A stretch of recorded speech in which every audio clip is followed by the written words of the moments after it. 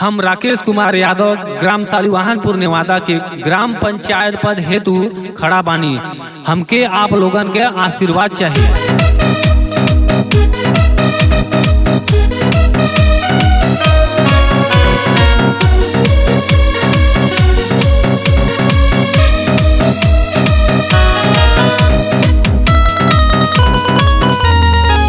आइल चुनाव तनी सोच के विचार के बटम दबाई है जरूर हो।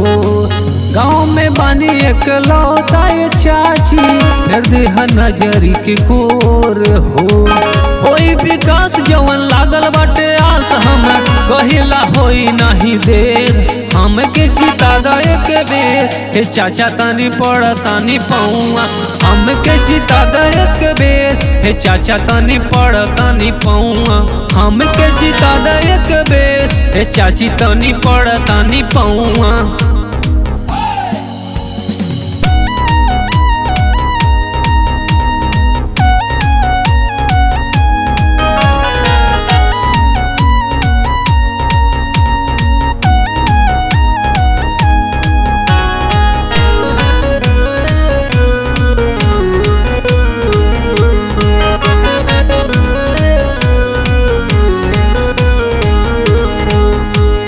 हम नया नया बानी हम सच कहतानी। होई गौआ में अपना जे रउआ सोचतानी। हम नया नया बानी हम सच कहतानी।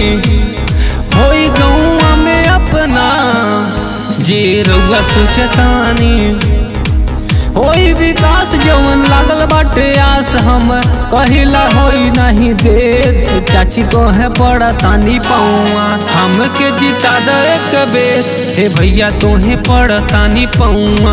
हमके जिता दे के बेर हे भैया तोहे पड़ा तानी पौआ।